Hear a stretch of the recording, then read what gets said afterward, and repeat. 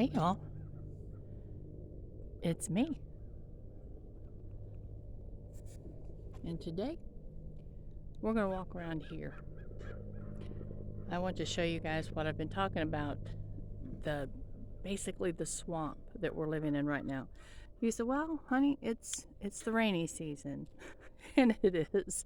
I know that January, February, March, that's when we get the bulk of our rain, but y'all just have to experience this. Okay. Of course, they've been working back here quite a bit, and the tractors made nice muddy tracks, but I don't think there's a possibility of not making muddy tracks. So come on, I want you guys to see what's going on with my chickens and my geese and my ducks and all those sorts of things. It looks like we have chicken in the new chicken house. This is the one that Aaron brought up from Georgia. Hi guys. He said, "Don't bother us. This is all new and unusual." So he attached this wonderful, quite slightly heavy. Look at that. When they find that, they're going to love these new little nesting boxes. And when I raise them, I have a way to keep them pulled up so it doesn't conk me in the head and I don't have to hold it.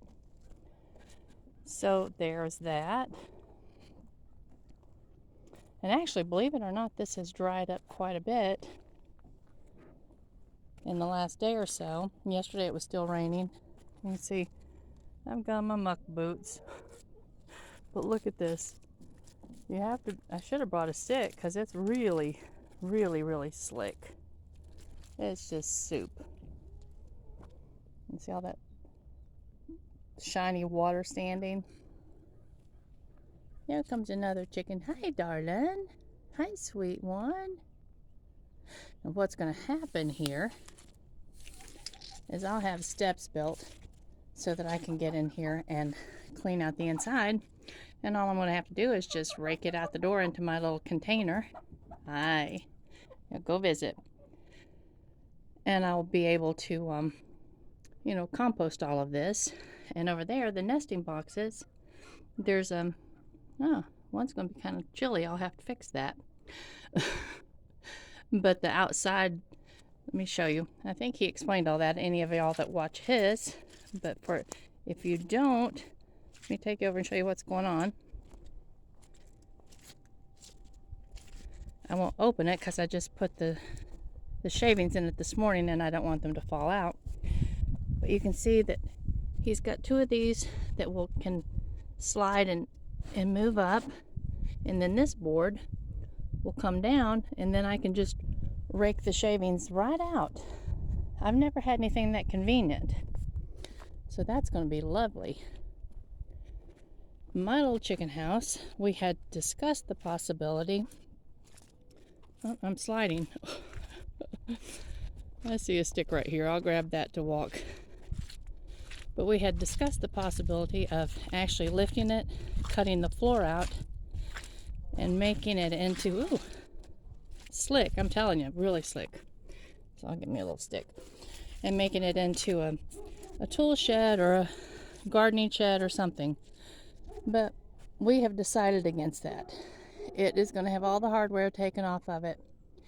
And it's going to the burn pile. It's lived its usefulness. Look at our girls over here in the trees.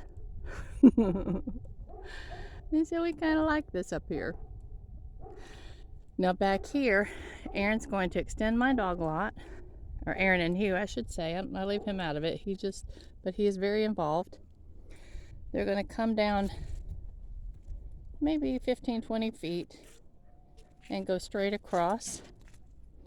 And Aaron's going to increase the size of his dog lot considerably. I've got the geriatrics and Mimi. I should say the geriatrics and Mimi.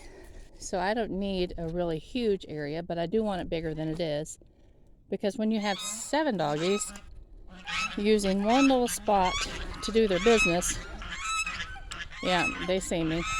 They think I'm bringing them something to eat. It adds up quickly, and even cleaning it every day, it's still, quite a bit of dog poo. So, Aaron's dog lot is where this fence right there, they'll be bringing that privacy fence on down to about that, let me see, to about right here, and then going on over about 15 feet the other side of that fence. So in essence, he'll be doubling the size of his dog lot, and that's good because those babies need plenty of running space. My babies just need plenty of poo space. So look at my little mallards.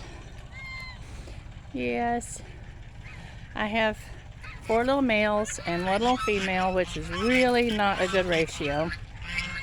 Of course, I guess with ducks, it's my understanding that it's really hard to get them. I mean, you can't really get them sexed. I guess there's people out there that can tell what they are when they're teeny tiny, but it's not so common. But right now, we did have 2 females and 4 males, which is still not a good ratio. But one of the dogs got out of the enclosure about a month ago, and he hurt the other little female. I tried to take care of her, but her wounds were just to the point that she did not recover. And I would love to be able to get more little females so that, I don't know, so that we would have more little females. All right. See, Hugh's thrown out some of my Casper pumpkins for them to eat. They love those. We still have some left in the basement from last year's growing season. And I love the Caspers. I just think they're a beautiful pumpkin. Chickens everywhere. We have either 28 or 29. I'm not sure.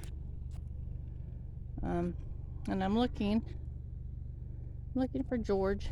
I don't see him right at the moment. He's our rooster, and he is a beauty. So you can see some over there in the sawmill shed underneath the Jeep. They're everywhere. There comes one. The whole free range thing I had to get used to because I'm just a little protective of them.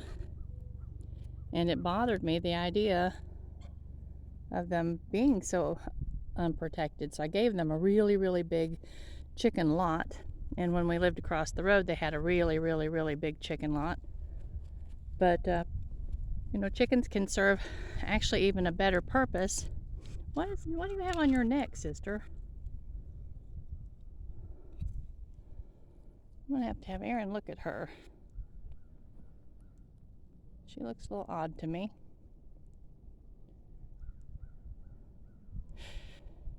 But they serve a good purpose when they are free range, because they pick around in the cow poo and they eat the larvae, so cuts down on the flies. And yeah, and up there you can see we're just collecting metal and logs.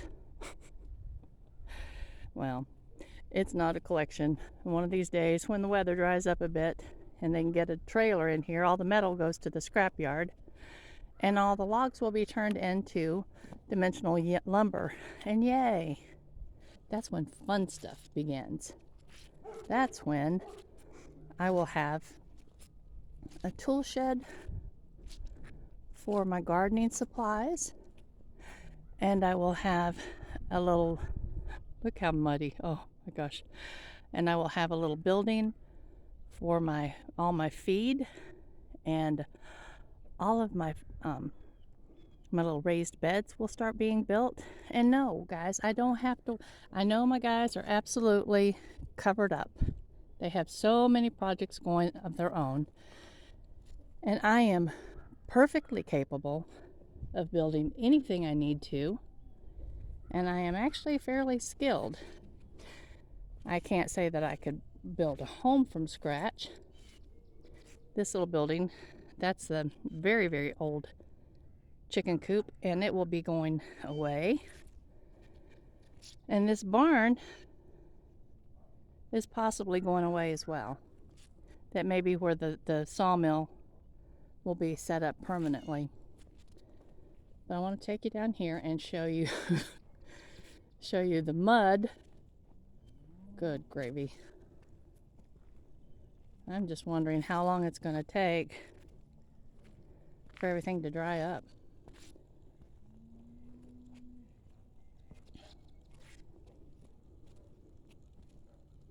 I wouldn't even attempt to walk through there right now.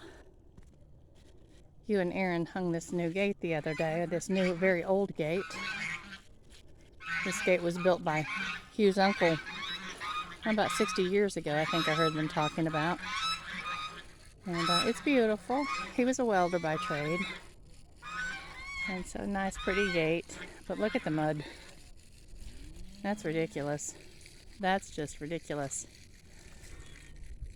All right. What's going to happen? This pond is kind of in a bad spot. We just decided as a group that the pond needs to be relocated. So when we get a new land bridge built down, well, it's hard to explain it from here, and I'm not walking down there, but down about halfway of that creek, we're going to take this land bridge out and let it pond up, and then it'll have a spillway to continue over. But then this pond will be totally filled in, and all of this area will eventually just be regrassed. And right there where my geese are, that's about how far out Aaron's dog lot will be coming, down to about where those three are in the corner, with the two standing and the one laying down. And then right here, let me see if I can point, if it will make sense. Right there will be where the new gate will go through into the field. That's my garden over there.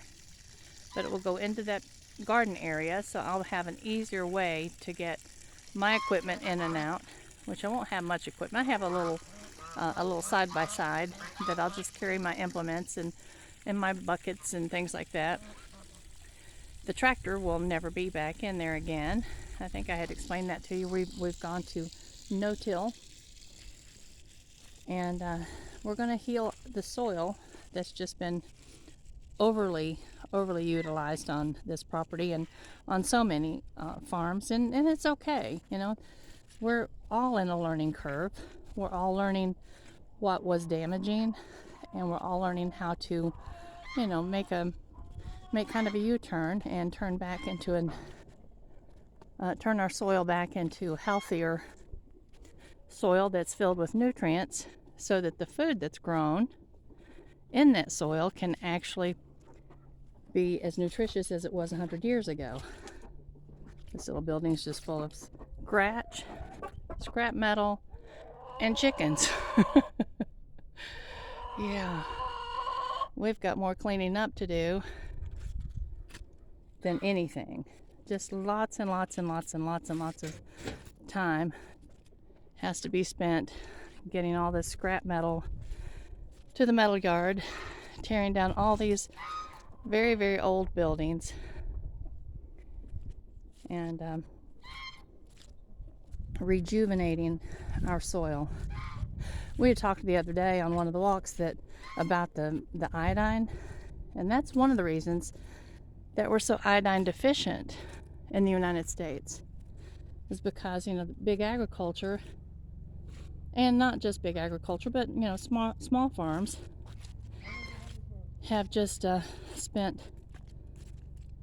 used things, their farming practices have just destroyed the nutrients and stripped the soils, and we've got to just face that fact and make some significant changes. I see my Aiden, Connor. I don't know what they're up to over there. Look at the chickens. Yay! I put their food in there this morning so that they would start going inside of there and becoming familiar with that little house.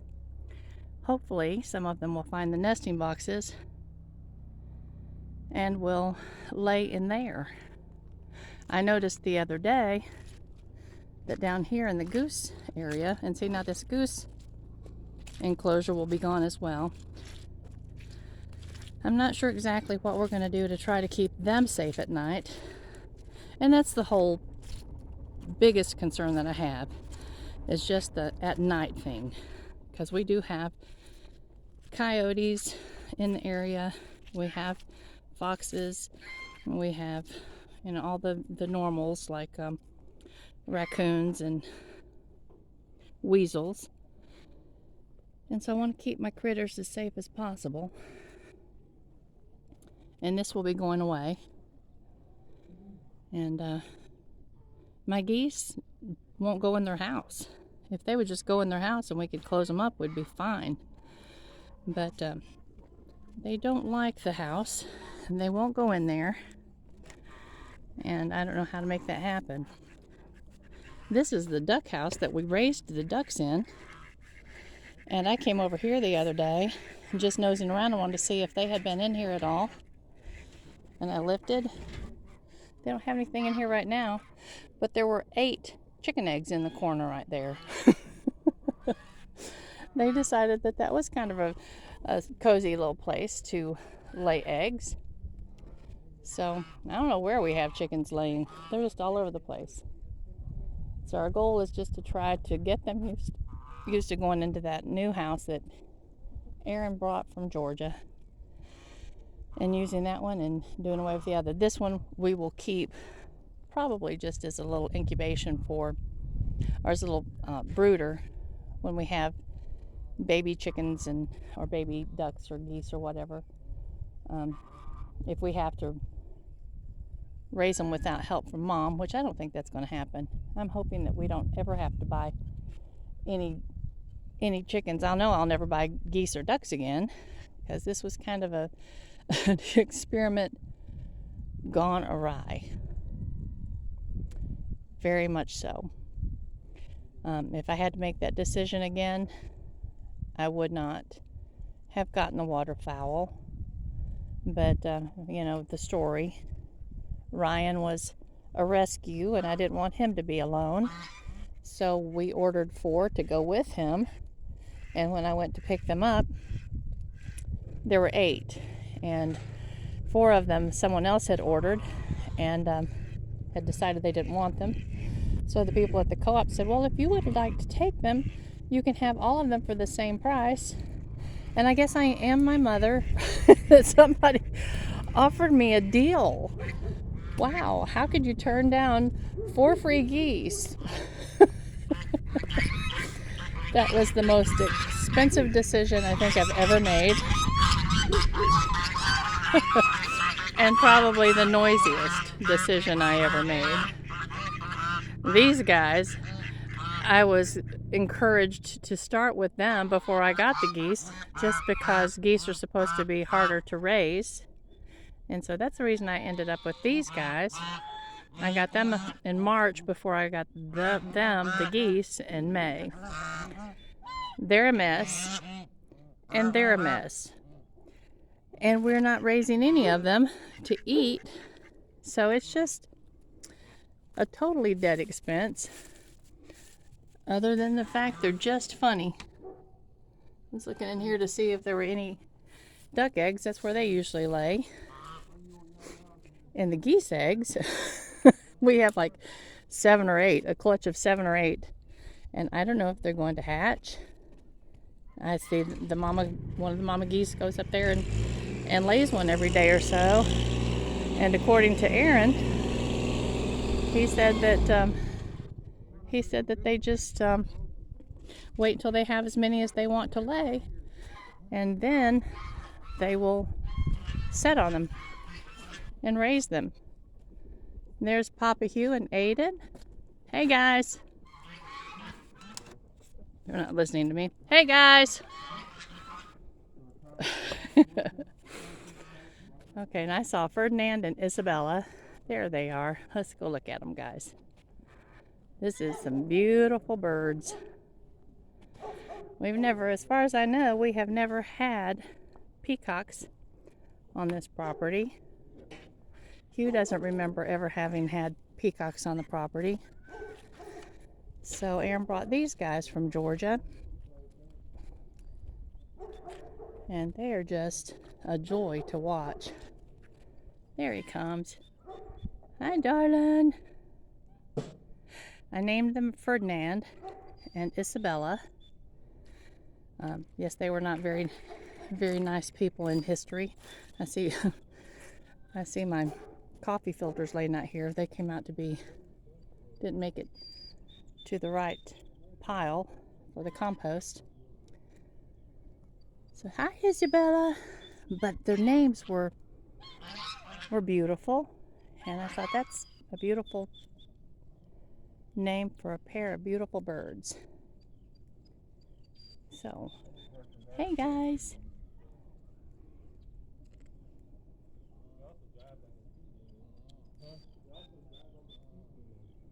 Isn't that beautiful? The only birds that actually earn their keep are the chickens, and sometimes not so much. This winter, of course, I think that part of the reason they weren't laying so well is just because, you know, everything was so new and crazy with the move. Aaron's birds were up here from Georgia.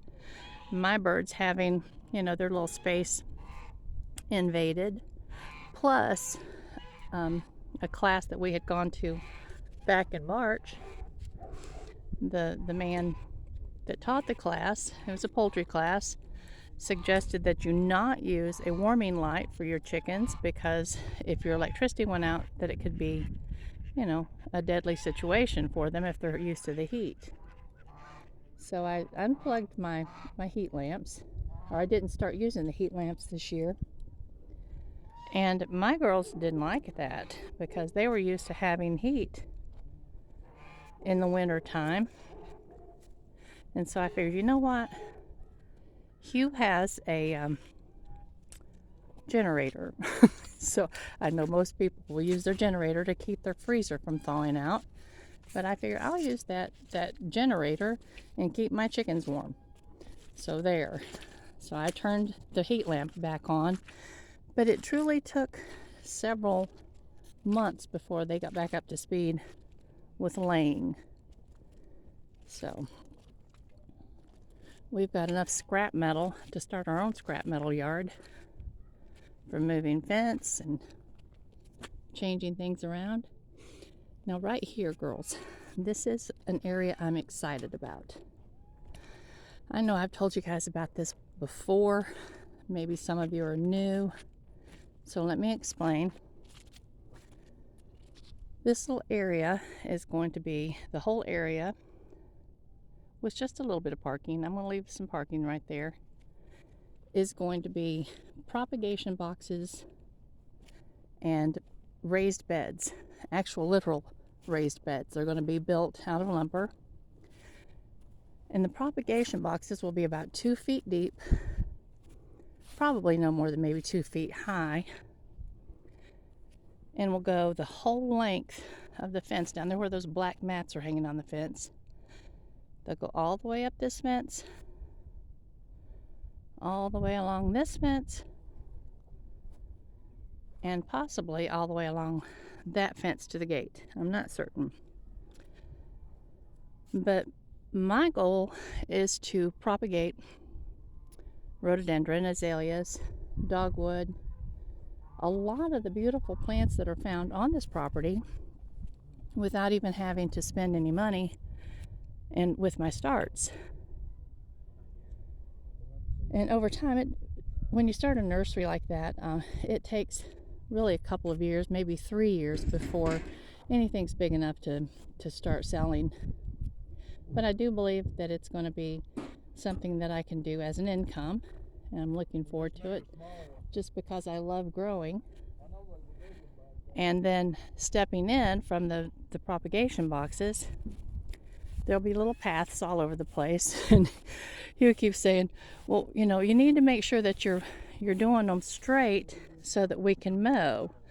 Well, you know, that's not going to happen. I'm an artist, and I'm envisioning all different sizes and shapes with arbors going from one to the other. Not the propagation boxes, but the raised beds.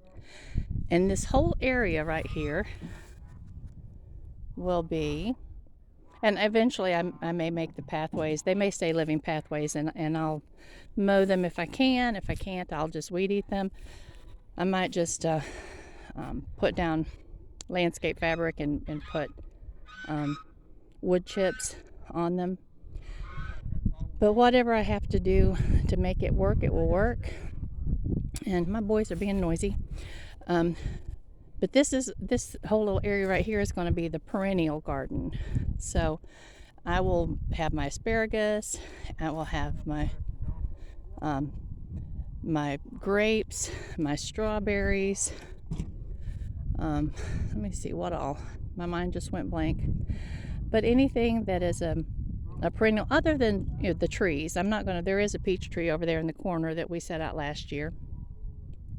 But the trees will be somewhere different because we don't want to take up that much space right here.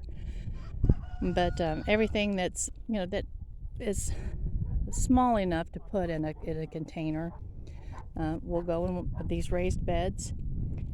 And then there'll be, you know, some perennial flowers, but there'll also be some annuals and some annual vegetables. Most of my annual vegetables, though, will be down here in this garden where we're heading right now.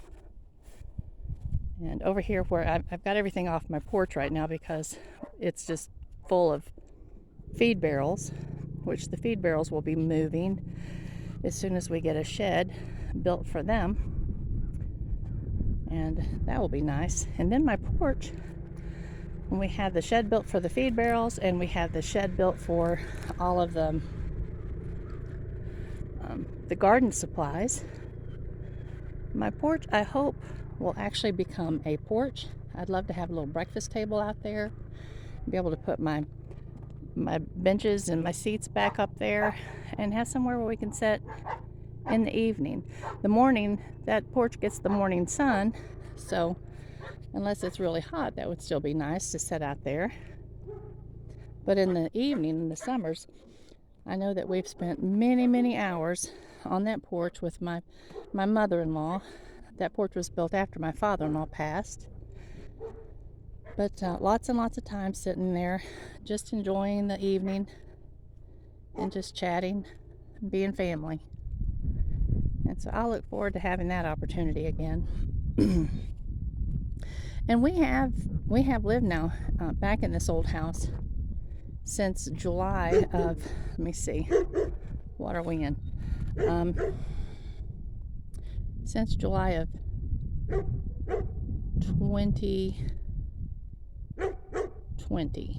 2021, excuse me. Yeah, this July will be 2 years.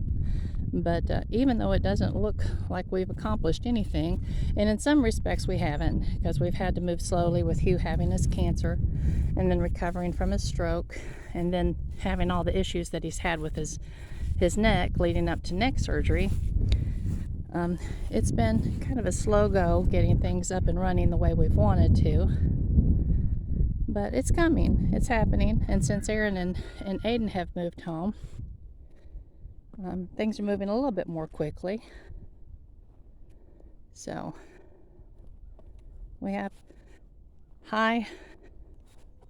big plans and high hopes for this old place. Someone asked me yesterday, Hugh and I went to the seed store over Nashville, and yes, I spent $140 on seed, and that's not all I'm going to be getting. But someone asked me yesterday if our farm has a name, and I told them the name of the farm is actually Future Vision Heritage Farm. And that came about because Jared, when he came out of the military, he and Emma lived over there in the little house where Chelsea lives now. And their marriage struggled and suffered and was in the process of ending when Jared left life. But Jared was very, very busy, very involved. He was farming, and he was working as a finish carpenter.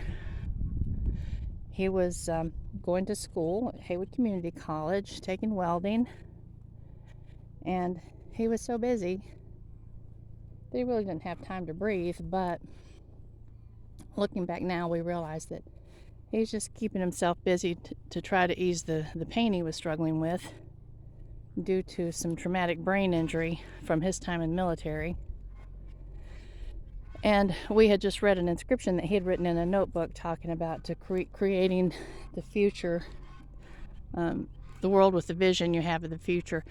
And I can't remember exactly how it reads. I've got it written down, or I've got it somewhere. I'll have to find it and share it with you all at some point. But it was so beautiful. And when we decided that we were just going to take up the mantle and start farming again, which is something we probably hadn't envisioned ourselves doing, not at least until much later in life, we decided that we would name it Future Vision Heritage Farm, because of the vision that Jared had for it and the heritage from all of the years this place has been an actually active running farm. And now with Aaron and Aiden here, there's a lot of future vision. So let me tell you what we're looking at. These beds are somewhat raised. They're not exactly what I'm envisioning for the entire future.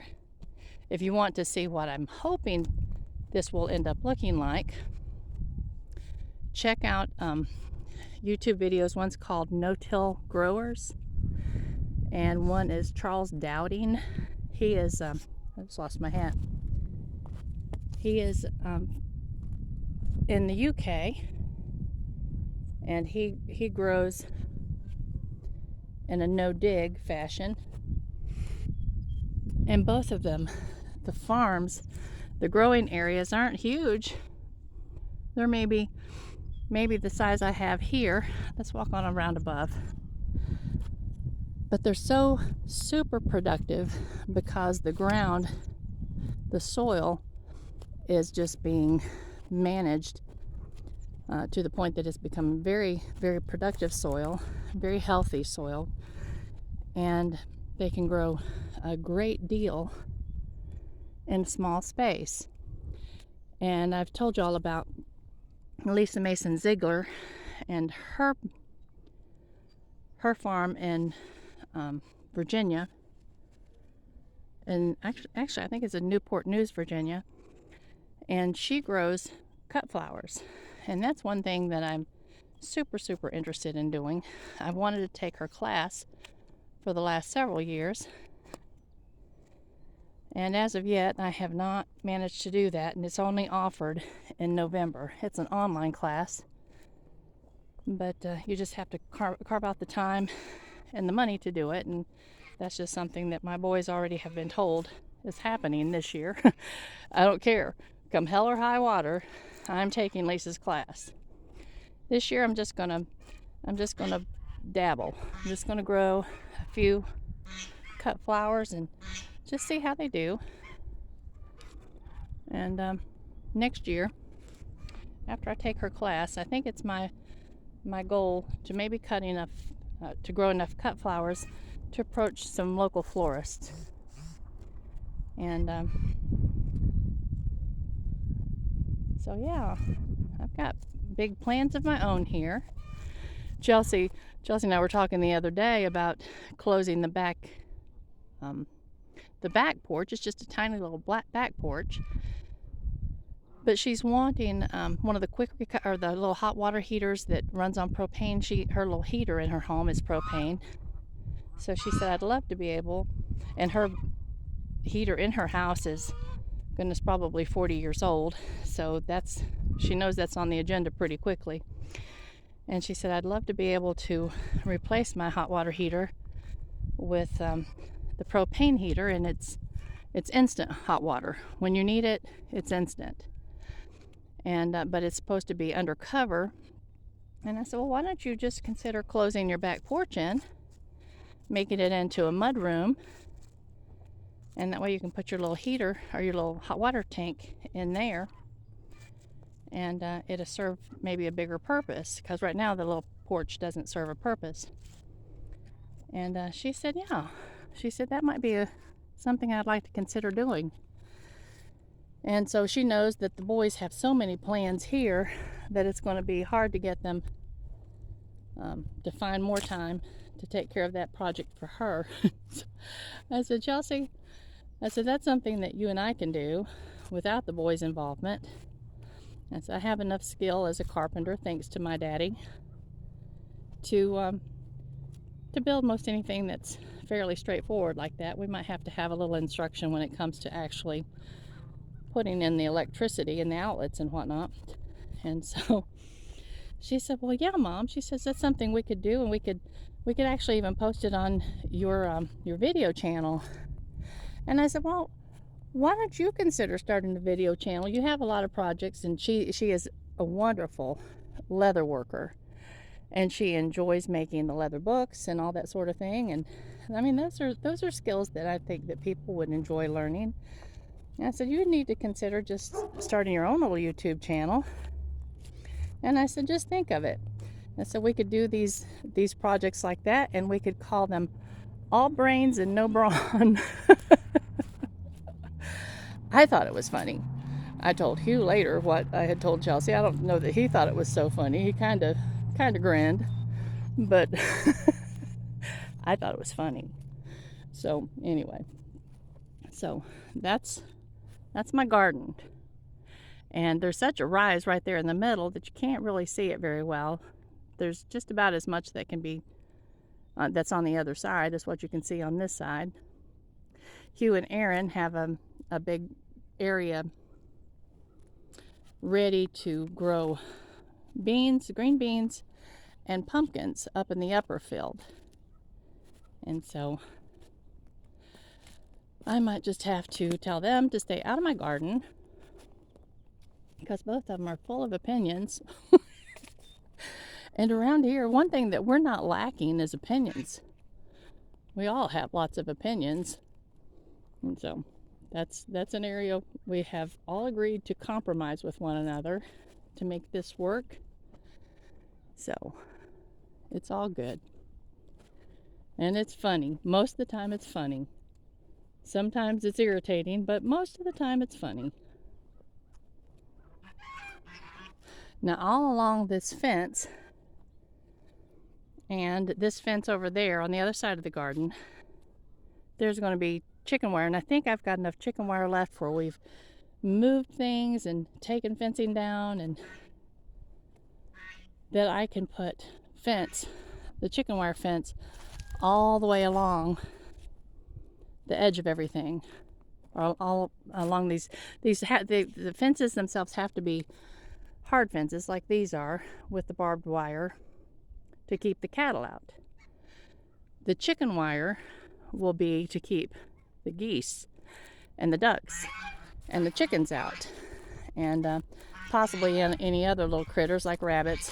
Of course, rabbits and groundhogs are burrowing animals, so they can always go under if they choose to. Hopefully they will not. And we'll just see what transpires. But goodness gracious, we need to sit down as a family and make ourselves a priority list, because there's so many projects, and sometimes when you're looking at them, you're trying to think, well, which one is the most important one to start with? And they do have a logical order. Many of them have to be done before you can go on to the next thing. So that's it. This tree's got to finish coming apart and going back there with the other lumber. But I just decided I'd take a little slow walk around here today and just show y'all what's going on. show you our swamp. And I think I've gotten a pretty good little bit of exercise. You can hear I'm breathing heavy. I've gone up and down quite a few little hills that probably wasn't real visible on the camera. But I've got my hat on. And the reason I've got my hat on is because it's very sunny out here today. And I had a skin cancer 2 years ago. Had it removed, and I'm doing well. And I had mentioned a couple of weeks ago about my sister Teresa in Michigan, who had to have skin cancer surgery, and hers was significant. It had been there, they think, for a couple of years, and it was close to her eye, so it had to be surgically removed day before yesterday. They think that they got every bit of it, and they also think that she is not going to have any kind of radiation or chemotherapy. And I know many of y'all had responded that you would pray for her and that you were sending, just loving thoughts and just hugs. So I knew you wanted to know how that had turned out, and we're just very, very thankful as a family that it looks like she's going to have many years left to enjoy all those grandchildren and great-grandchildren that she has now. But Nina, if you're watching, I love you. And folks, I love all of you too. I look forward to spending time with you. Oh, and don't forget, if you have an interest in painting with us, today is Monday, and Erin put that first painting video up for me today. So you'll be seeing this one probably tomorrow on Tuesday. But look for the video. The first painting video went up yesterday, and I am beginning to get really, really excited about it. My confidence level is kind of at 10%. It's got a long ways before it gets to the 100%. So, but if everybody will just be patient with me, we'll get there, because I have no reason to believe that I've forgotten everything that I've known over the past, however many years, I'm not going to say. But yeah, I would love for you to join me painting with me, and I hope that you have a wonderful week, and I hope to see you many, many times this week. Y'all take care, and blessings. Love you. Goodbye.